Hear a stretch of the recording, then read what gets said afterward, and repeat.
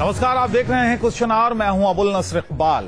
भारतीय नौसेना की ताकत को मजबूती देने वाली पनडुब्बी सिंधु रक्षक तबाह हो चुकी है और इसके साथ ही उठ खड़े हुए हैं कई सवाल ये कि क्या अब भी समंदर में भारतीय नौसेना उतनी ही मजबूत है या फिर सिंधु रक्षक हादसे के बाद हमारी ताकत कम हो गई है? कितनी कम हुई है ताकत? भारतीय उपमहाद्वीप में देश का परचम लहराने वाली इस पनडुब्बी को खोने के बाद क्या भारत अब भी उपमहाद्वीप में सबसे आगे है? इसी पर पेश है हमारी ये खास पेशकश, सिंधु रक्षक का सबक।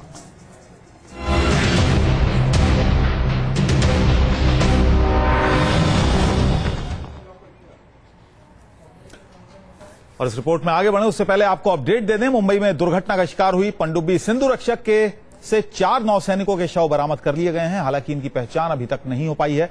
नौसेना की माने तो ब्लास्ट की वजह से नौसैनिकों के शव बुरी तरह से जल गए हैं और इसी वजह से इनकी पहचान नहीं हो पा रही है। इनके शव को नेवी अस्पताल में भेजा गया है, जहां इनकी पहचान करने के लिए इनका डीएनए टेस्ट किया जा सकता है।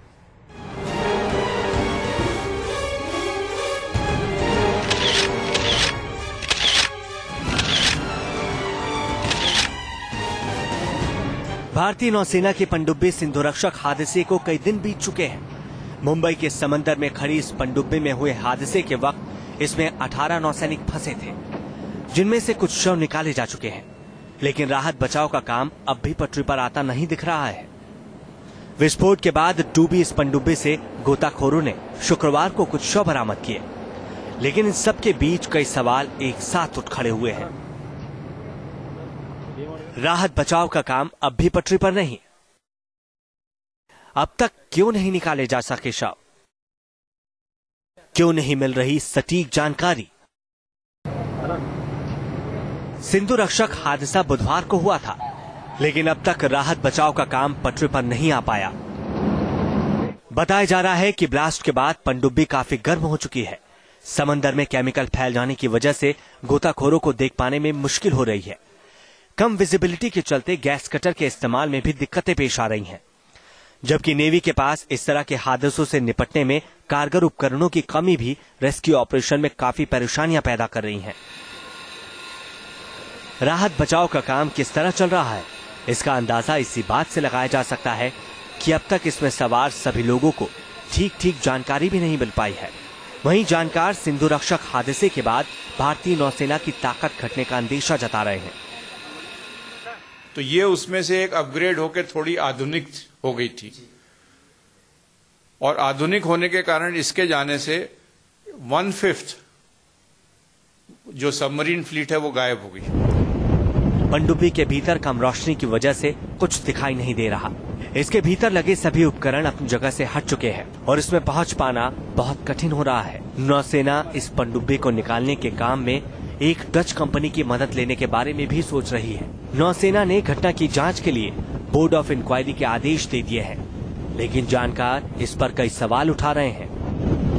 नुकसान जानमाल का भी है, क्योंकि सबमरीन में जिनको ट्रेन करते हैं उनको बहुत मेहनत लगती है। जो 3 ऑफिसर्स और दूसरे नौसैनिक चले गए, they are highly trained people. Sindhu Rakshak को भारत ने रूस के सहयोग से तैयार किया है और 3 महीने पहले ही ये रूस के वेज़दोस्का शिपयार्ड से अपग्रेड होकर मुंबई लौटी थी। पिछले साल भी सिंधु रक्षक का आधुनिकीकरण किया गया था। इसके आधुनिकीकरण के तहत इलेक्ट्रॉनिक सिस्टम, कंट्रोल सिस्टम और अन्य तकनीकी सिस्टम पर काम किया गया है। साथ ही सिंधु रक्षक में रूसी मिसाइल सिस्टम, सोनार सिस्टम और अन्य कम्युनिकेशन प्रणाली को भी जोड़ा गया है। सिंधु रक्षक पनडुब्बी में बचाव के काम में अब तक 4 शव निकाले जा चुके हैं, लेकिन राहत बचाव काम में अब भी काफी दिक्कतें सामने आ रही हैं।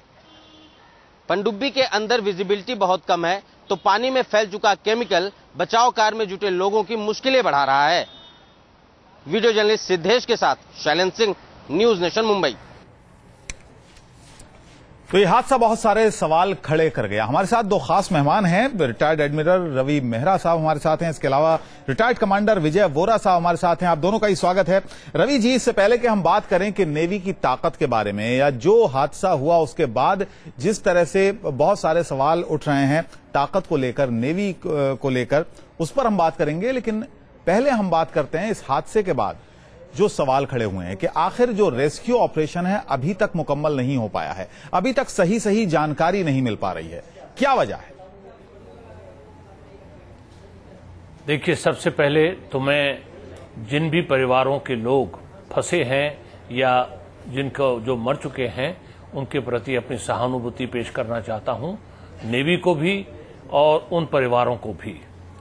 अब आप बताइए कि जो सवाल आप कर रहे हैं जी दोबारा से रिपीट कीजिए। मैं ये जानना चाहता हूं आपसे रवि जी कि हमारे पास क्या रेस्क्यू का जो व्हीकल होते हैं, रेस्क्यू व्हीकल जो जरूरी होते हैं, क्या उनकी कमी है?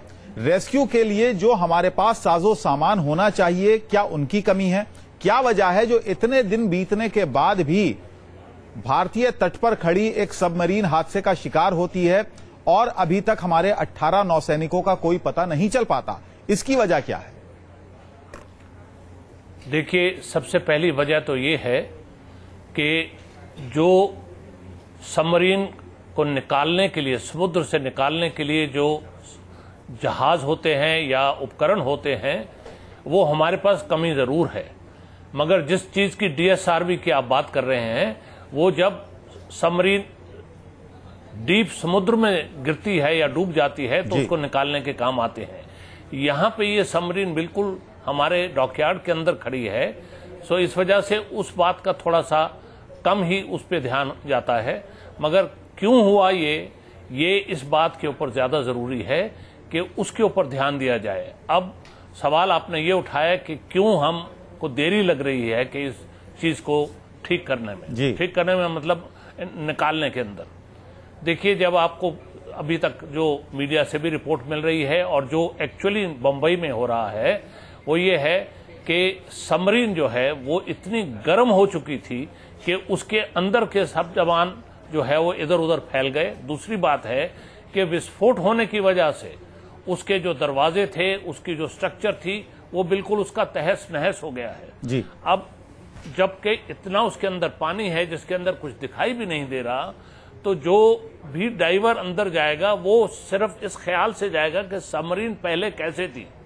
मगर सबमरीन अब वो पहले जैसी नहीं रही, क्योंकि तरह तरह के उसके बल्कहेड, उसके स्तंभ जो थे वो हर जगह पे बिखरे पड़े होंगे, गिरे पड़े होंगे, कहीं पे कटे हुए होंगे, कहीं पे उसके शार्प एजेस होंगे। और ये जो डाइवर अंदर जाएंगे, इनको भी खतरा है कि कहीं कोई शार्प एज इनकी ट्यूब में लग गया। कमांडर विजय भी हमारे साथ है रवि जी, उनसे भी हम बात करेंगे, लेकिन उससे पहले हम अपने दर्शकों को भी और आप तक भी पहुंचाना चाहेंगे कि जो अभी तक कयास लगाए जा रहे हैं कि कैसे हुआ था ये हादसा, वो हम आपको दिखाते हैं कि आखिर कैसे ये पूरा हादसा हुआ। एनिमेशन के जरिए आप देख सकते हैं मुंबई के डॉकयार्ड पर यह पनडुब्बी थी और इसमें ब्लास्ट हुआ और उसके बाद एक के बाद एक 3 ब्लास्ट इसमें हुए और पनडुब्बी ये डूब गई। इसमें 15 जवान और 3 नेवी के ऑफिसर्स सवार थे जिनका अभी तक कुछ पता नहीं है। सिर्फ 4 शव मिले हैं जिनकी पहचान कर पाना काफी मुश्किल बताया जा रहा है। नेवी के हॉस्पिटल में उनको ले जाया गया है जहां पर डीएनए टेस्ट के जरिए उनकी पहचान की जाएगी। तो अभी की जो अपडेट है वो ये है, ये हम आपको दिखा रहे हैं एनिमेशन के जरिए कि किस तरह से ये हादसा हुआ। ये देखिए, अब ये विस्फोट क्यों हुआ, ये अपने आप में कई सवाल खड़े कर रहा है, क्योंकि अपग्रेड होकर अभी 3 महीने पहले ये रूस से आई थी। इससे पहले पिछले साल भी इसको अपग्रेड किया गया था। अब ये अपने आप में कई सवाल खड़े कर रहा है कि आखिर